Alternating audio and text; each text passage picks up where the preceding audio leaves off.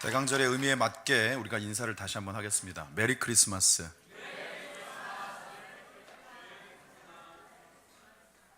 주중에도 계속 이렇게 예배 오시는 분들한테 계신 삶의 현장 가운데에서 메리 크리스마스 인사를 많이 하라고 말씀드렸는데 하고 계신지 모르겠습니다. 여러분들이 쑥스러워하면 지는 겁니다. 당연하다는 듯이 주님의 성탄을, 그 복된 소식을 나누는 저와 여러분들이 되어지시기를 주님의 이름으로 축원합니다. 오늘은 말씀의 제목이 반드시 이루어지리랍니다. 그래서 찬송도 반드시 내가 너를 축복하리라. 사실은 이 대강절의 기간이라는 이 특별한 이 절기가 기다림이라고 하는 걸 전제로 하고 있기 때문에 전에도 말씀드렸지만 저도 성격이 급해서 기다리는 걸 잘 못합니다. 제 돈 내고 공연을 기다리면서 봐야 된다, 못 견디겠습니다. 제 돈 내고 음식을 먹는데 기다려야 된다, 꼭 이래야 되나 라고 하는 생각을 하게 됩니다. 기다림이라고 하는 것이 어떻게 보면 그 마음 가운데 굉장히 무거움으로 다가올 수 있는데, 또 어떤 기다림은 좀 다르죠? 너무 기억이 가물가물하실 수도 있지만 여러분들의 짝을, 지금 현재 한 집에 살고 계시는 그분을 연애 시절에 기다릴 때 엄청 지루하셨습니까? 빨랑빨랑 오지 말이야. 그런가 하면 똑같은 기다림인데 내가 마음속에 소망하고 고대하는 과정 속에 기쁜 소식을 듣기 위해서, 그게 합격 소식이든 아니면 가족 가운데 있는 나름대로 뭔가 축하할 만한 소식들, 그 기다리는 시간들이라고 하는 게 막상 들었을 때의 기쁨보다 훨씬 더 뭔가 이 마음 가운데에서 이렇게 뭉클하게 다가올 때가 있다라는 겁니다. 오늘 이 기다림이라고 하는 것이 저와 여러분들의 삶에 있어서 어떤 모양으로 자리 잡고 있는지를 한번 점검해 볼 수 있기를 소망합니다. 이 시대에는 약간 트렌드가 정신없이 바빠야 능력 있는 사람이다, 이런 좀 나름대로의 시대의 흐름이 있는 것 같아요. 그래서 누가 물어봤을 때 요즘 바빠요 그랬는데, 아니 안 바빠 이렇게 얘기하면 굉장히 한가한 사람 같고, 누가 찾아주는 사람도 없는 것 같고, 이런 마음속에 왠지 모르는 부담감 때문에 엄청나게 바쁜 걸 보여주려고 하는 경향들이 좀 있습니다. 여러분들이 보시기엔 제가 바쁩니까? 안 바쁩니까? 바쁘십니까? 제가 아는 분이 아닌 모양입니다. 저한테 늘 하는 말씀들이 뭐냐면, 목사님은 너무 바쁘셔서요. 목사가 뭘로 바빠야 되겠습니까?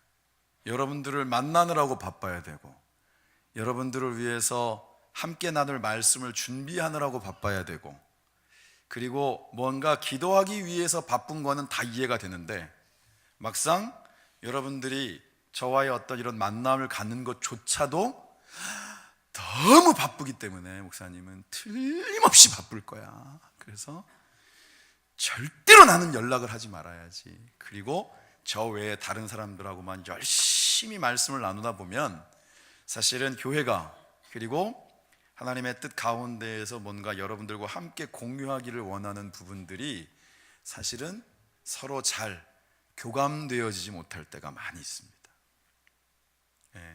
그래서 제 방에 언제든지 오셨으면 좋겠습니다. 어른들한테도 그렇고 청년들한테도 얘기하는데, 오시는 분들은 한정돼 있어요. 그리고 제 가까운 데 사는 사람이 저한테 한마디 해줬습니다. 맨날 찾아오라고만 하고 사실상 찾아가기엔 부담스러운 모습으로 서 있진 않은지 저보고 스스로를 비추어 보라고 합니다.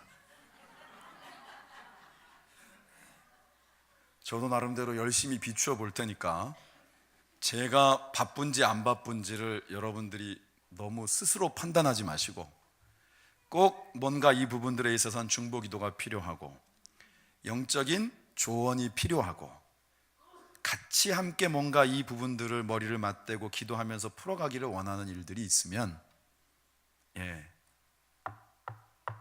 문을 두드려 주시기를 부탁을 드리겠습니다.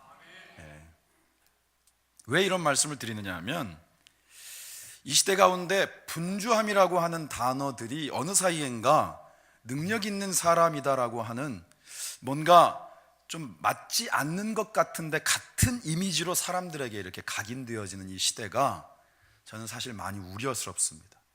그 개인에게도 그렇고 우리의 영적인 삶에 있어서도 우리가 아무리 분주해도 뭘 해야 돼요? 하나님 앞에 예배해야 됩니다. 우리가 아무리 바빠도 우리의 삶의 우선순위 가운데 하나님보다 먼저인 것들이 자꾸 들어서기 시작하면 우리의 영혼은 분명히 자꾸만 병들어가고 쇠약해지게 된다는 거예요. 그래서 이 땅 가운데에서 진짜 능력 있는 바쁜 사람들은 어떤 사람들이냐? 삶의 우선순위를 선명하게 하는 사람들입니다. 그것은 바로 우리의 삶에 있어서 하나님과의 만남을 귀중하게 여기고 하나님의 음성을 듣는 것에 귀가 열려 있고 하나님의 뜻 가운데 우리의 손과 발이 기꺼이 그 자리에 서 있고 그것을 감당해내는 데에 쓰여질 수 있을 때 그 사람이 하나님 보시기에 진짜 능력 있는 사람인 줄 믿습니다. 갈라디아서 6장 9절의 말씀 같이 한번 읽어볼까요? 함께 받들어 읽겠습니다. 갈라디아서 6장 9절입니다. 시작. 우리가 선을 행하되 낙심하지 말지니 포기하지 아니하면 때가 이름에 거두리라. 아멘. 하나님께서 하나님의 역사를 이루시는 과정 속에 기다림은 필수입니다. 기다림은 결코 무능한 것이 아닙니다. 제가 필리핀에 있을 때 처음에 비자도 그렇고 뭔가 하는데 그때는 지금보다도 언어가 더 짧을 때니까 그래도 저만 속해 있는 게 아니라 제 가족들도 속해 있고 그러니까 그 관공서의 일을 해결할 때가 너무 힘들었어요. 사실은 그 조그마한 창구에 칼같이 점심시간을 지키는 그 사람들을 대상으로 해서 뭔가 하루에 한 가지 일도 제대로 치루어내지 못하는 스스로의 모습 때문에 많이 힘들어했었는데 그 창구에 머리를 들이밀었던 적이 한두 번이 아닙니다. 그런데 여러분, 제가 모르는 사이에 뭔가 하나 누가 와서 팁을 알려줬어요. 이거는 익스프레스가 있습니다. 익스프레스가 뭐냐 그랬더니 똑같은데 창고에 서서 이 창고 앞에 번호 순서대로 해가지고 그걸 기다리는 사람이 있는가 하면 그 익스프레스 피를 좀 내면 한순간에 그냥 푹 뛰어넘어가지고 남들보다 훨씬 앞에 가서 그 모든 일 처리를 일사천리로 해결할 수 있는 방법이 있다는 거예요. 대놓고 그런 것이 있다는 게 얼마나 낯설었는지 모릅니다. 아마 우리나라 같은 경우에도 사실 60, 70년대에는 충분히 있을 법한 일이지만 사실은 지금은 우리가 없다라고 생각하면서 살기를 바랍니다. 자꾸 그게 있을 것이다라고 생각하면 마음이 불편하니까. 그런데 하나님의 역사는 익스프레스 웨이가 없어요. 하나님의 역사는 때가 무르익어야만 됩니다. 우리의 삶 가운데 하나님이 주신 섭리라고 하는 것이 기다림을 전제로 한다. 이 기다림에 대해서 누구도 쉽지 않은 순간들이지만 하나님의 역사는 하나님의 때가 찼을 때 하나님 보시기에 가장 완성되어진 모습의 결과들을 우리의 삶을 통해 이루시는 줄 믿습니다. 그래서 기다림이어도 하나님의 기다림과 우리의 기다림은 결정적인 차이가 있는 거예요. 우리의 기다림이라고 하는 건 시한적인 것도 차이가 많이 나고 우리의 기다림이라고 하는 건 내가 머릿속에 그리는 그림대로 이루어져야만 한다라는 항상 머릿속에 고정관념들이 있기 때문에 그 기다림이 사실은 우리 가운데 지나면 지날수록 굉장히 무겁고 버겁게 다가오지만 하나님의 기다림은 반드시 이루실 일이기 때문에 그 과정들을 통과하면서 어떤 상황과 순간과 문제와 닥쳐지는 현실 앞에서 흔들리지 아니하신다는 겁니다. 그것이 저와 여러분들을 향한 계획 가운데도 동일한 줄 믿습니다. 우리가 다시 오실 주님을 기다리는 것, 그런데 여러분, 우리보다 더 우리를 기다리시는 분이 바로 주님이신 줄 믿습니다. 영원한 천국 가운데 우리가 함께하게 될 그 삶을 위해서 이 땅 가운데 한 생명이라도, 한 영혼이라도 더 주님 앞에 돌아오기를 간절히 원하시면서 그때를 늦추고 계실 뿐이지, 언제든지 두 팔 벌려 우리 모두를 품기를 원하시는 그 하나님의 기다리심은 여전히 우리를 향하여서 한결같이 이루어지고 있는 줄 믿습니다. 그래서 하나님의 기다림은 사랑입니다. 누가복음 15장 22절로 24절의 말씀, 누가복음 15장에는 바로 탕자의 비유에 대한 내용들이 나옵니다. 그런데 자기가 받을 유산들 미리 땡겨가지고 타국에서 다 탕진해 먹고 먹을 게 없어서 돼지가 먹는 걸 먹다가 이건 좀 아닌 것 같다, 종살이를 하더라도 아버지 집에 가야지 라고 아들이 나섰어요. 그리고 난 다음에 돌아왔는데 그 아들을 반갑게 맞이하는 아버지의 모습이 아주 구체적으로 기록되어 있는 그런 말씀이 누가복음 15장 22절로 24절입니다. 한번 같이 보겠습니다. 22절 시작. 아버지는 종들에게 이르되 제일 좋은 옷을 내어다가 입히고 손에 가락지를 끼우고 발에 신을 신기라. 그리고 살진 송아지를 끌어다가 잡으라. 우리가 먹고 즐기자. 아멘. 이 내 아들은 죽었다가 다시 살아났으며 내가 잃었다가 다시 얻었노니 그들이 즐거워하더라. 여러분, 아버지가 이 아들을 맞이할 때 특별히 자신이 부리는 종들에게 지시한 내용이 있습니다. 제일 첫 번째가 뭐죠? 제일 좋은 옷을 입히라 그랬어요. 여러분, 영어의 성경을 혹시 갖고 계신 분들을 보면 거기에는 그 최상급에 대한 표현을 쓰는 더 베스트라고 하는 단어가 나와 있습니다. 여러분, 최고의 옷을 단박에 찾아낼 수 있습니까? 최고의 옷은 준비되어진 옷입니다. 그러니까 이 아들이 왔을 때 갑자기 어디선가 옷장에서 허겁지겁 때깔 좋아 보이는 걸 찾는 게 아니라 언젠가 돌아오게 될 아들을 위해서 미리 준비되어 있었던 옷이 바로 제일 좋은 옷이에요. 그리고 그 다음에 뭐라고 나와 있습니까? 뭘 준비하라 그랬죠? 가락지. 가락지라고 하는 건 여러분 그냥 반지의 의미가 아닙니다. 이것은 소유권에 대한 것들을 상징하는 의미예요. 그러니까 자기 몫의 재산을 이미 다 가져다가 탕진해 버렸음에도 불구하고 돌아온 아들을 향하여서 아버지가 주시는 마음은 이제부터도 내 것은 다 네 것이다 라고 말씀하시는 거예요. 그 가락지 하나에 그런 의미가 담겨 있는 것입니다. 그리고는 또 뭘 준비하라고 하셨죠? 그렇죠. 신발은 여러분들이 아시는 것처럼 그때 당시에 종들은 신발을 신지 않았습니다. 그래서 제일 많이 하는 일이 뭐예요?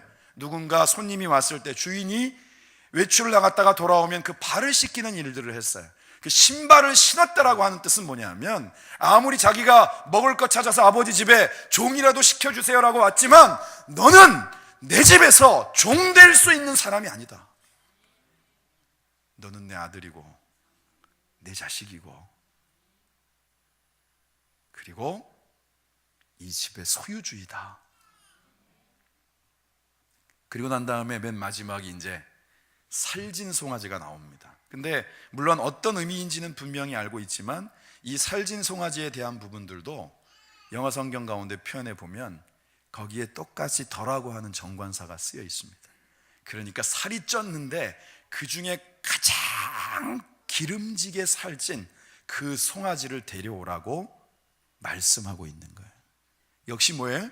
그 중에 봐서 어떤 놈이 실한 놈이야 이런 게 아니고 언젠가 돌아올 아들을 위해 아버지는 이미 이 모든 준비들을 해놓고 있었기 때문에 자신의 종들에게 이 말을 지시했을 때 일사불란하게 움직였다는, 조금도 주저함 없이 어떤 옷이 좋은 옷이야?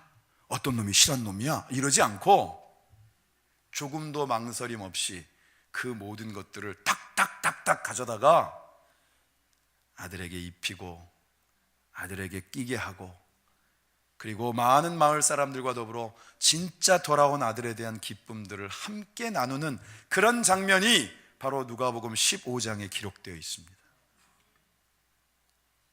오늘 이 자리에 물론 52주의 예배 중에 2017년의 끝자락을 향하여 달려가고 있는 예배라서 혹시 여러분들의 마음속에는 그냥 막연함으로 오신 분들도 있겠지만 오늘의 이 예배의 자리는 하나님의 임재하심이고 이 예배의 자리는 여러분들을 향하여 이미 두 팔을 벌려 준비해 놓고 계시는, 우리를 위하여 살진 송아지를 잡으시고 우리를 위하여 가락지를 끼우시고 우리에게 새 신을 신기시고 우리를 위해 가장 좋은 옷을 준비해 놓으신 하나님의 부르심 앞에 우리가 반응하고 응답하여 이 자리에 나온 줄 믿습니다. 하나님의 기다림은 근본적으로 우리와 격이 다른 거예요. 오늘 이 자리에 처음 오신 분들은 물론이지만 기존의 모든 길교회 믿음의 식구들에게도 오늘의 이 자리가 왜 은혜의 자리이어야만 하는가, 그 분명한 의미가 바로 이 누가복음 속에 담겨 있는 것입니다. 하나님은 저와 여러분을 늘 가장 최고로 여기십니다. 스스로가 여러분들에 대해서 자꾸 점수를 낮게 매기셔서 그런데 하나님은 저와 여러분들을 향하여서 항상 엄지척,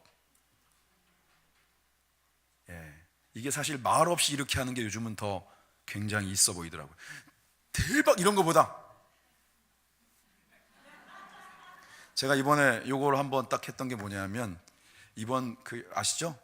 주초에 굉장히 연 3일 굉장히 추웠던 거, 오늘도 춥지만 화요일 저녁에 진짜 추웠습니다. 영하 13도. 송내역에 저희 청년들을 데리고 전도를 가기 위해 준비를 했는데 그 중에 한 청년이 그랬어요. 설마 오늘도 모일까? 그런 생각을 속으로 했죠. 그래가지고 저한테 가만히 오더니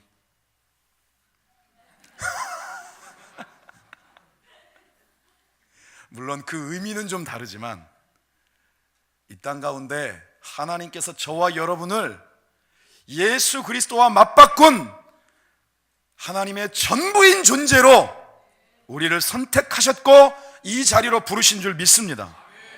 그렇기 때문에 하나님의 기다리심의 계획 속에는 모든 것들이 풍성하고 완벽하게 준비되어 있는 거예요. 오늘 우리가 읽은 말씀, 여러분 결혼 안 한 처녀가 애를 뱄대요. 대한민국 땅에 2017년에서는 흔히 있는 일이다. 그렇습니까? 세대가 그렇게 많이 바뀌었습니까? 근데 여러분, 이 시대는 있을 수 없는 일이었어요.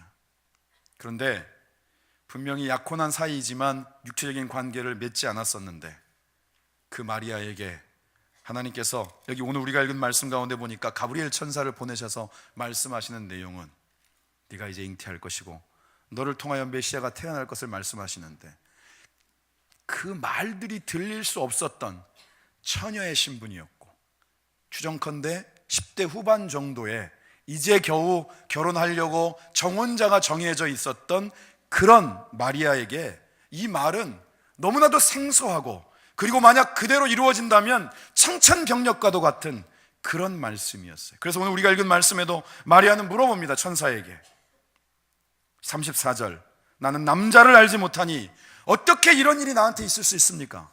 이런 어떤 반문하는 표현은 뭐예요? 이건 있을 수 있는 일이 아닙니다, 감당할 수 있는 일이 아닙니다 라고 하는 뜻이에요. 그런데 그런 마리아의 반문 가운데 너무나도 담담하게 가브리엘 천사는 얘기합니다. 성령이 내게 임하시고 지극히 높으신 이의 능력이 너를 덮으시리니 이러므로 나실 바 거룩한 이는 하나님의 아들이라 일컬어진지라. 너를 통하여 하나님의 아들이 탄생하게 될 것이다.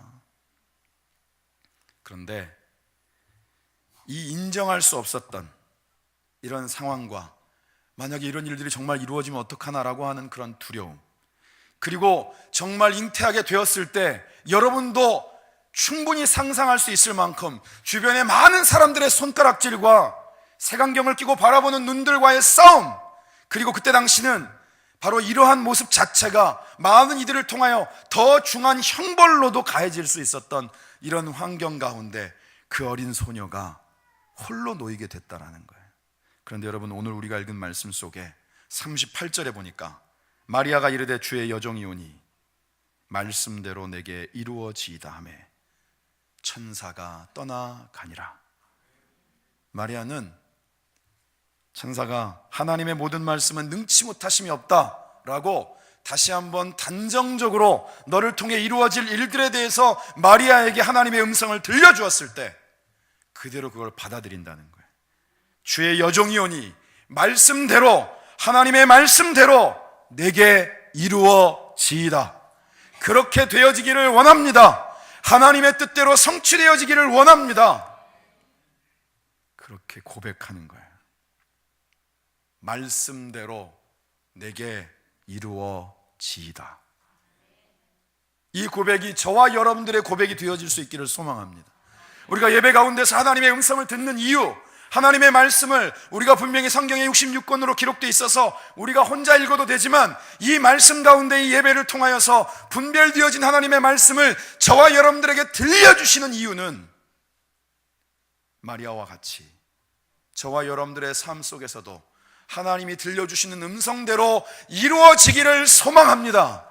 하나님의 말씀은 능치 못하심이 없으니, 하나님은 인생이 아니시니 시건치 아니하시고, 하나님은 사람이 아니시니 결코 말씀하신 말을 거짓말로 하지 않으시기에, 하나님은 말씀하신 대로 반드시 나의 삶 속에 이루어질 줄 믿습니다. 그게 바로 저와 여러분들의 고백이 되어지시기를 주님의 이름으로 축원합니다. 대강절의 기간, 제가 사실은 전에도 잠깐 말씀드린 적이 있는데, 미국에서 누가 이렇게 지금 대강절의 기간을 지내면서 준비한, 우리로 말하면 성극인데 교회가 사이즈가 있어서 그런지 막 사람들이 천사의 모양을 하고 와이어를 타고 막 날아다니고, 실제 낙타를, 사육사를 불러가지고 복장을 입혀가지고 진짜로 왔다 갔다 하면서 그 공연을 준비했는데, 완성도가 어마어마하더라고요. 이 시기가 되면 다음 주 이제 주일날 저희도 저녁에 같이 나누게 되겠습니다만, 성탄을 위한 준비들이 이루어집니다. 공연을 준비하고, 그 가운데는 극도 있고 찬성도 있고 여러 가지 퍼포먼스가 준비되어져 있는데, 항상 이때쯤 되면 제가 한 번씩 꼭 여러분들에게 말씀드리는 예화이기도 한데, 지금도 대학로 가까운 데 있는 동승교회라고 하는 데에서 아주 오래전부터 그곳에 있는 몇 분들을 중심으로 해서, 그 중에 한 분은 지금 이제 교장 선생님을 하시다가 아마 얼마 전에 은퇴하셨다고 들었는데, 아무튼 그런 멤버들로 구성되어져서 1년에 한 번씩 소극장을 잡아서 끊임없이 하는 공연이 있어요. 그 공연의 제목이 바로 빈방 있습니까? 아주 오래전에 저희 이제 본길교회라고 불리워지던 부천여고 옆에서 제가 연출하고 한번 했었습니다. 기억도 안 나시겠지만, 근데 내용은 아주 간단합니다. 실화를 바탕으로 한 것이고, 그 외 성극을 준비할 때 항상 단골 소재는 바로 마리아를 통한 예수님의 탄생이잖아요. 그리고 그 호적하러 올라가는 내용들, 뭐 이런 그 시대적인 배경들이 쭉 나오는데, 거기에 마리아와 요셉이 태중에 예수님을 잉태하고 자기네 고향이 아닌 곳에 가서 숙소를 찾는데, 다들 나라의 명예에 의해서 다 호적하러 올라오고 그런 분주한 가운데 있기 때문에 여관들이 비어있는 데가 없고, 비어있는데도 딱 봤을 때 돈을 더 받을 수 있는 그런 사람을 찾으려고 있어도 없다 그러고 막 이런 상황이었던 거죠. 그래서 그게 내용도 뭐냐 하면, 한마디로 말해서 그 방을 찾아다니는 장면, 나중에 이제 예수님이 탄생하는 것까지 이어지는데, 그 중에 한 명, 거기에 극중 한국 이름은 영구인데, 영구가 아니어도 됩니다. 근데 그래도 나름대로 같이 하는 연극이니까 작은 역할을 줬어요. 바로 여관 주인 역할. 그래서 대사가 하나예요. 와서 방 있습니까? 물어보면 뭐라 그러면 돼요? 방 없습니다. 이게 다예요. 그래서 거의 뭐 2, 3개월 가까이를 열심히 준비하는데, 이 친구가 언어에 좀 장애가 있다 보니까 말이 좀 어둔해서 말을 자꾸 더듬거든요. 그러니까 요 짧은 하나를 준비하면서도 그 남들이 다른 걸 가지고 막 동선을 연습하고 이렇게 할 때 혼자만 열심히 계속 대사를 외운 거예요. 없습니다. 없습니다. 함께 했던 사람들 중에서도 불안하긴 했지만 짧은 거니까, 또 그리고 그 극을 지휘하는, 지도하는 선생님이 적극적으로 같이 하도록 했기 때문에 함께 하게 됐는데, 다 리허설까지 끝나고 당일날 본 공연이 시작됐을 때 실제로 그 장면 가운데에서 극 중에 준비한 모든 배역들이 자기의 역할을 충분히 소화하고 있는 과정 속에 이 영구라고 하는 친구가 너무 그게 몰입이 된 거예요. 날은 추운데, 바깥은 이미 어두워졌는데, 지금 태중에 예수님을 잉태하고 있는 마리아가 정말로 자기가 여관 주인으로 있는 곳에 와서 문을 두드리며 방을 찾는 장면이 딱 왔을 때 자기의 대사를 외워야 되는데, 그 장면이 순식간에 현실로 다가온 거예요. 그래서 분명히 빈방이 있습니까? 물어봤을 때 대사는 뭐라고요? 없습니다인데, 분명히 여기서 한번 물어봤는데 대답이 없는 거예요. 뭔가 심상치 않은 분위기를 느끼기 시작했습니다. 다시 한번 물어보는 거죠. 빈방이 있습니까?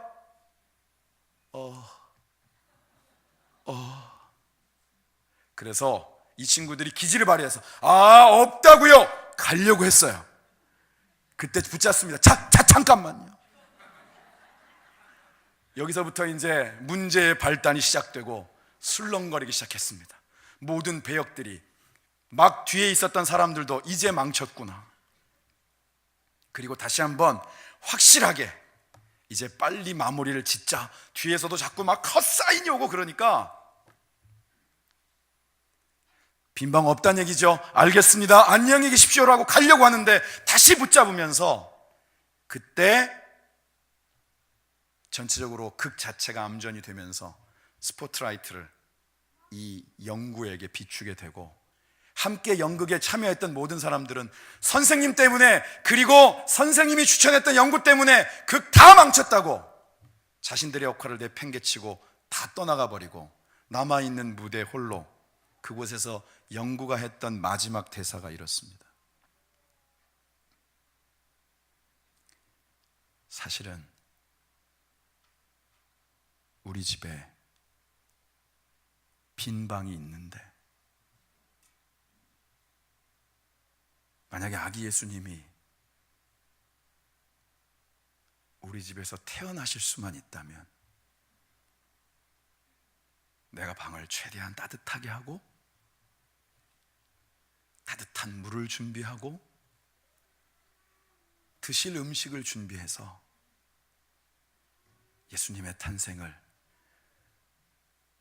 누구보다도 기쁜 마음으로 준비할 수 있는데,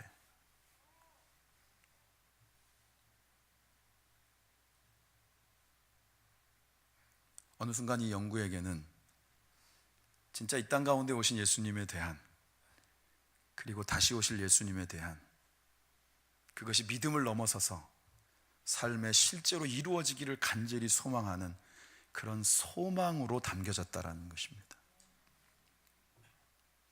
대강절의 기간 첫째 주를 시작하면서 우리 제발 이 시기를 대강대강 보내지 말아요라고 시작했지만, 그러한 바람이 저와 여러분들의 삶 속에 얼마만큼 이루어지고 있는지 모르겠습니다. 과연 주님이 이 땅 가운데 다시 오시면 우리는 알아볼 수는 있을까?